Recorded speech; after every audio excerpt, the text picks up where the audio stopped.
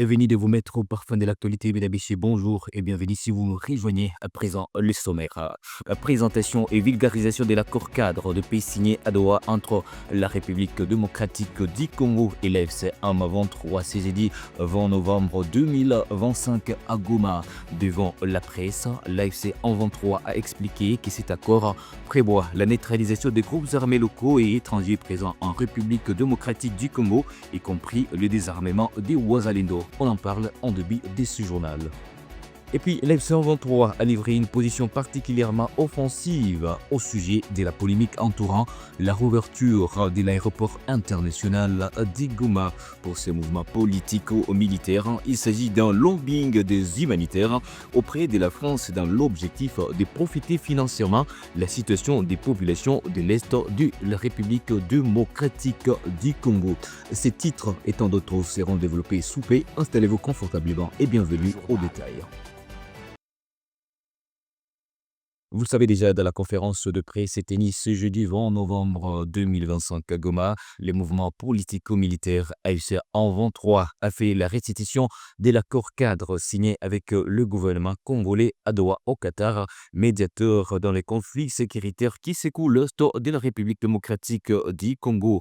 À l'en croire, cet accord prévoit également la neutralisation des groupes armés locaux et étrangers présents en République démocratique du Congo. Le M23 précise que tous les Wazalendo présents dans les pays seront également désarmés. Benjamin Bonipa, secrétaire permanent de l'AFC M23, nous en dit plus dans cet élément. Clore ces dossiers d'insécurité en désarmant les groupes armés locaux, mais aussi en mettant fin aux groupes armés étrangers. Donc pour nous, cet accord cadre est très important. Ce n'est pas juste un papier, mais ça nous a permis à tracer un cadre et à circonscrire les matières que nous avons mis dans les protocoles. Et lorsqu'on va commencer la discussion sur ces protocoles, nous allons toucher toutes les matières. Et là, nos autorités locales, nos autorités provinciales, les départements, les couches sociales, l'AFEC, tout le monde sera associé pour apporter l'idée, pour vouloir construire un pays où la population, le peuple est mis à l'avant-plan. Et c'est là, jusqu'aujourd'hui, nous n'avons pas encore entamé une seule discussion de ce protocole ici. Dans l'AFC M23, où soit on ne sait pas faire une chose, on sait, ou on sait le faire, on dit ce qu'on a fait. On ne promet pas pour ne pas réaliser. Si nous faisons cette restitution, c'est pour vous montrer noir sur blanc ce que nous nous sommes dit. On n'a rien inventé ici. Il y a des gens qui ont fait des propagandes, des campagnes pour dire qu'à la signature de l'accord de Doha, l'AFC M23 ne va plus exister sous ces formats-là.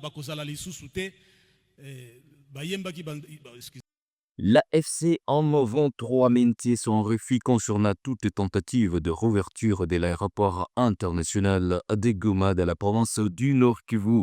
Lors d'un échange avec la presse dans le cadre de la restitution des activités relatives à la signature de l'accord cadre avec Kinshasa, le mouvement a accusé certaines organisations humanitaires d'être à l'origine de cette démarche. Selon eux, ces acteurs chercheraient à profiter financièrement la situation des populations dans l'Est de la République démocratique du Congo. Suivez. Disons pour des raisons humanitaires. Déjà, je voudrais vous dire que ce lobbying qui est fait pour cette question de l'aéroport est un lobbying qui est fait par des humanitaires qui est gagné sur le dos de la population. Aujourd'hui, que les camps qui étaient autour de la ville de Goma ont disparu et que tout le monde est retourné dans les villages, ces gens n'ont plus de business à faire. Et je voudrais vous dire aussi que nous sommes à la fin de l'année, ils doivent parler de la situation alarmante dans cette zone pour recevoir des financements l'année prochaine. C'est ça même le lobbying en fait, de ces humanitaires qui sont allés agiter le gouvernement français en ce qui concerne la situation humanitaire dans cette zone. Chers journalistes, vous n'avez qu'à regarder le paysage de ce pays. À quoi honte nous sommes aux portes de Kinshasa. Des communautés locales se gorgent à la porte de Kinshasa. C'est une situation humanitaire qu'on ne fait pas allusion.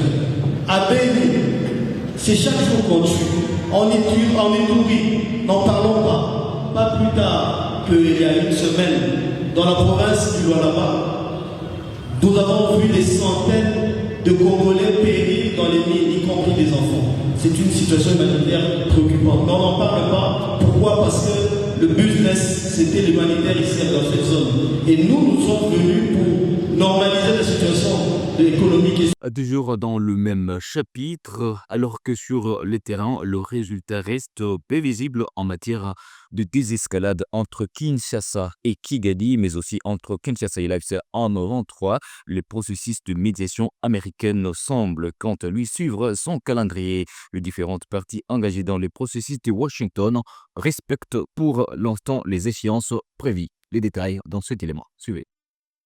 Lors d'une réunion du mécanisme conjoint de coordination en matière de sécurité, MCCS, tenue les 9 et 20 novembre 2025 à Washington, en présence des représentants de la RDC, du Rwanda, des États-Unis, de l'État du Qatar, de la République du Togo, médiateur de l'Union africaine, ainsi que de la Commission de l'Union africaine, les participants ont évalué les niveaux de mise en œuvre de l'accord de Washington signé il y a près de 4 mois, soit le 27 juin 2025.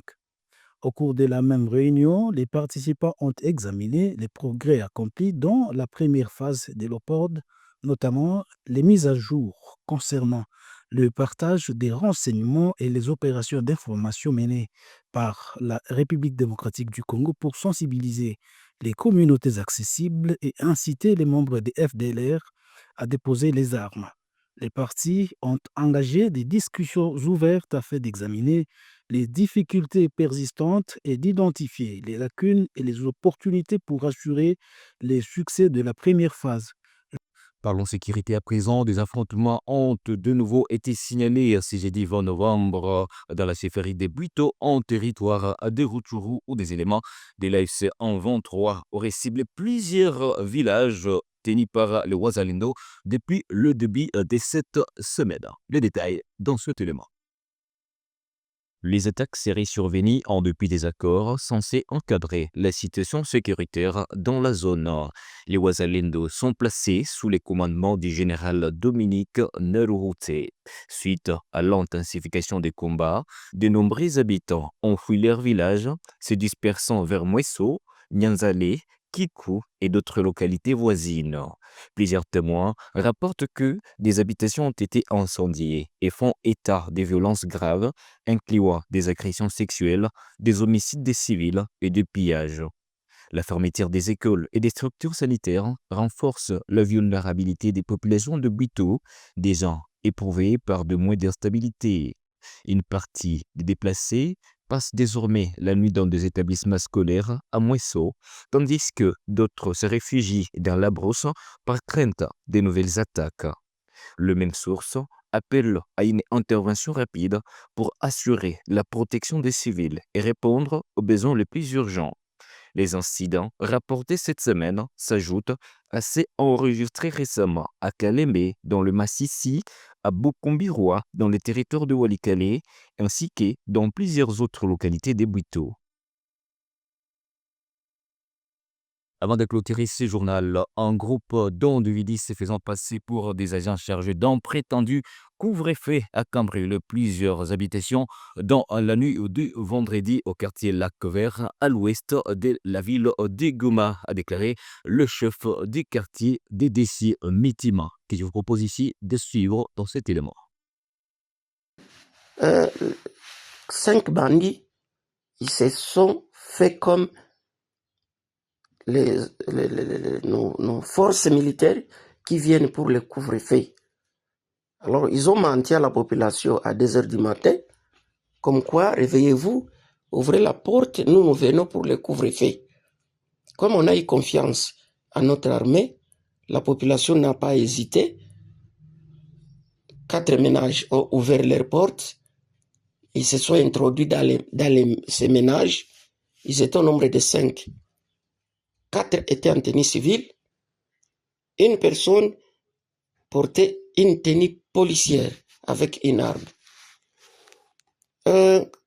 Au même moment, ils ont brandi des armes sur les têtes des hommes, mes habitants qui habitent dans cette contrée. Ils ont récupéré d'abord les téléphones, ils les ont soumis à beaucoup de conditions pour qu'ils soient sauvés. Mais à la fin après quelques temps, ils n'ont pas beaucoup traîné. Ils ont pris la ligne des champêtres. Qu'est-ce que moi je voulais dire? Je voulais éveiller la population de mon entité, pourquoi pas les autres qui sont en train de nous écouter, comme quoi les gens peuvent se faire des hommes de la loi. Ils peuvent venir et tromper la vigilance de la population, dire qu'il est envoyé par les autorités pour faire ceci ou cela. Et surtout la nuit, il ne faut pas ouvrir les portes. Il faut insister beaucoup. Parce que quand vous ouvrez la porte, c'est-à-dire vous ouvrez pour que l'ennemi puisse entrer. Et c'est très dangereux. Voilà, c'est avec cette note que nous mettons un point final à cette livraison de nouvelles sur le Vodka News. Merci à vous, mesdames, messieurs, de nous avoir suivis du début à la fin. Portez-vous bien, vous et les vôtres, et continuez à vous abonner massivement sur votre chaîne, notre chaîne. Au revoir. Julien.